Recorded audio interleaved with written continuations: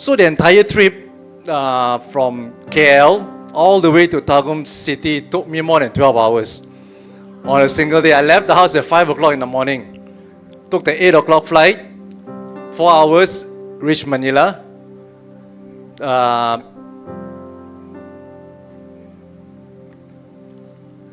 Transit, delay, flight 4 o'clock from Davao, from Manila to Davao, another 2 hours. 4 o'clock, I reached there at 6-ish. And then, not yet. And then, from Davao City, they came and picked me up. Okay, at 6:30, I finally reached the hotel at 8:30. Okay, so the entire day, 12 hours of travel. I don't know how I did it, but thank God. And along the way, the cab driver broke my luggage. You know, the delays and all this, but that wasn't going to stop me. Devil is not going to stop me. So, okay, the first day, Saturday, we went half an hour drive. First one was short. They say, okay, I'm going easy on you. The first one from Tagum City is very short, half an hour drive. We went to this paddy field, right in the middle of a paddy field. And this is our first outreach church that I went to. So this is located in Dua Ale, right? This church. So this is one of the church that was affected by the earthquake. So if you can see, well, you can't really see, there was some cracks in the pillar, right? One of the main pillar of the building that was cracked. So they had to do something about this. Very likely they would have to redo, because you know structurally, one of the pillars are damaged, is quite dangerous. Okay. The wall, which I couldn't really tell you, but the wall is also tilted. This is the wall behind the pulpit.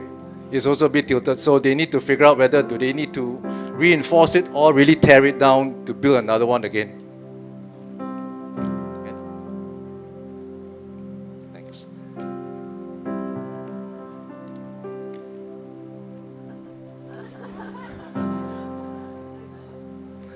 Okay, I want to bring your attention to this, and this really broke my heart.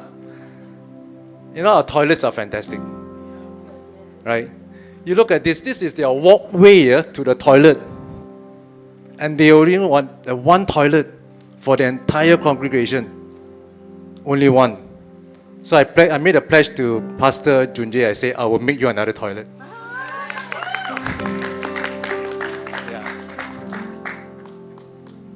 So this is where he stays. This is where Pastor Junjay stays. A family with 3 children. Okay.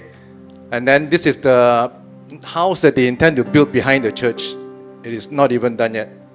Alright. So I'll come back to this again. Alright. So after this, they tell me, okay, hang in there. We are going to travel now. Okay. They told me it's about an hour and all those. But actually we took about 2 hours, because along the way there were checkpoints. Right, because we are in Mindanao, there are checkpoints. You know, I think we went through about 3-4 checkpoints along the way.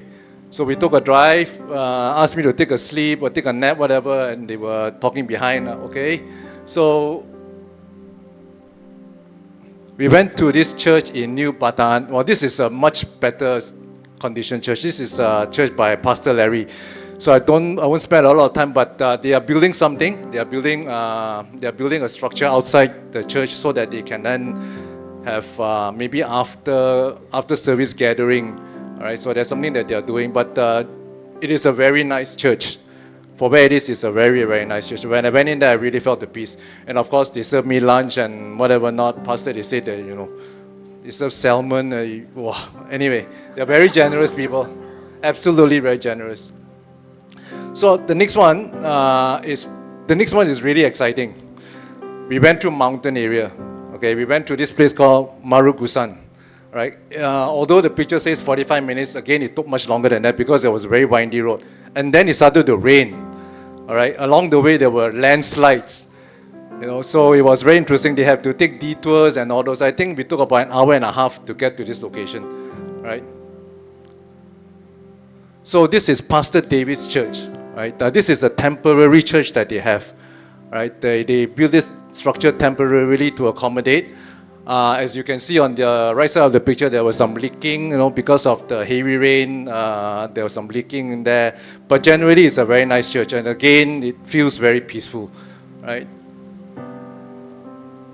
So this is the church, which is probably about a minute walk outside of the existing structure. This is the new church that they want to build. Right? This is the new structure. It's hardly done. Probably about 20%. They only have the walls. They don't have a roof. Nothing has been done yet. So this is what they want to build. Okay. So as you can see, the conditions are not that great. This is where Pastor David stays. This is his house. Right on top, on the left hand, or this side of the picture, if you can see, right on top of his house is a coconut tree. He said sometimes you'll get weakened because coconut will drop. And not just drop, it drops right through the roof. Because you see the roof is just that. I cannot imagine. Because they got small kids. Wow. And then another half an hour drive away, we went to another church in Marugusan. It is run by his brother, Pastor Domin, and Janila, the wife. And it's a very nice church again. It's higher up in the mountain, or a hill. All right, you can see the entrance is very nice. I think it is a very well built, structured structure of this church. But I'll show you more afterwards. There's a video about this place, especially this place. I want us to spend a little bit more time about this couple afterwards. Okay. So all in all, although this map says 4.5 hours, all in all, we took 6 hours. It was a 6-hour journey around this whole place, coming out from Dua Ale back to New Bataan, Marugusan, back to where we are. So about 6 hours altogether. So on Sunday, we attended the so-called Tagum City Mother Church, that is in Tagum City. Right? This is the car park that they have been trying to raise money to acquire. It's also a very nice church. And again, this is a blessing for us, right? Look at on top, our media. Look at what they have. This is the control center. At the back of the church, one desk. Right in front, another desk to control your slides and whatever not. That's all they have. And I guess this is something that you all don't see in this church. What's that? The fan. I forgot, but this is one of the things that my wife reminded me. Please wear light, because wherever you go, there's no aircon. And this is it. This is the fan. They were all running on fans. Okay. But I think what really, I say, is really affected me it's not just about the structure. Because when I went there, it was really like a mission, It's not an evangelistic mission. It was like a mission to go there and say, okay, what do you need? What do you need? What is this? What is that? I was so focused on the structure at first, going there, identifying there's something, or you need this, you need that, you need this, you need that. But as the trip went by, I seem to realize that it's more than just the structure, right? You saw the buildings, you saw the houses the pastors were staying in, right? It's really about the people. It's really about the pastors.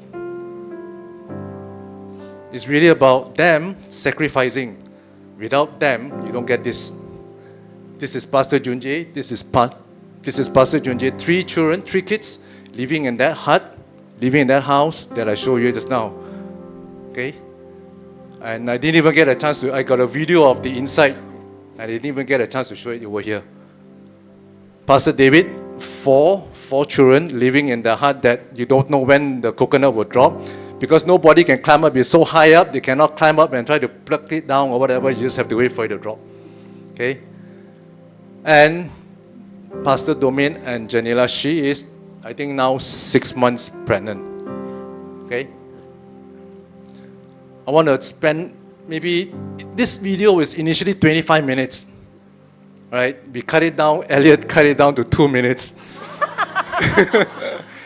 Elliot say, no way. I have 50 slides. Elliot say, no way. So Elliot, thank you. So take a moment, okay? Especially the wife, okay, Janila.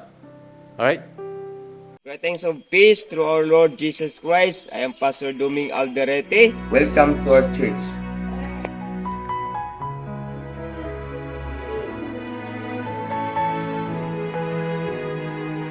This is our parsonage. That 2 rooms parsonage, but not yet finished. Now, I would like to show you from here going to my home up there.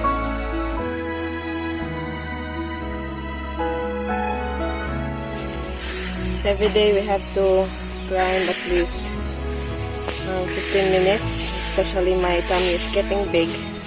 Now, there's our house. After almost 15 minutes of hiking, welcome to our house. So you can see, and the church is there. So every day we have to climb back and forth. And this is where we cook. Here's our mother, our chickens. So this is our water source. We drink this every day.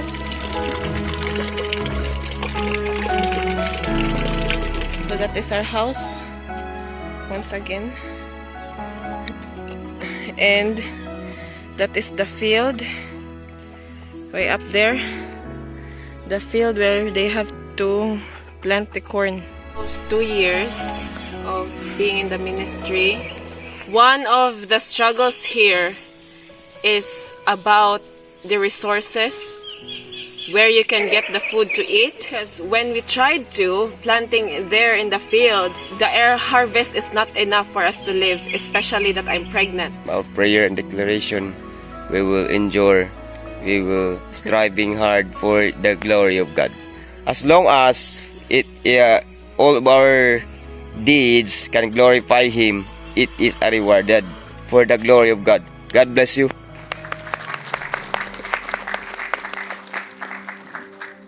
Janila will be 6 months pregnant. Yeah, so I'm very emotional about this. Even though they make so much sacrifice, there's so much joy in them. Because whenever I talk to them, they always say the joy of the Lord is always with me. Whatever hardship that I'm encountering, I always look towards God. And that's so strong, right? To me, I would have collapsed. To be staying in that location, to be staying in that kind of environment, I know we can all do better. I know we can help. Let's do that. Okay? Thank you very much.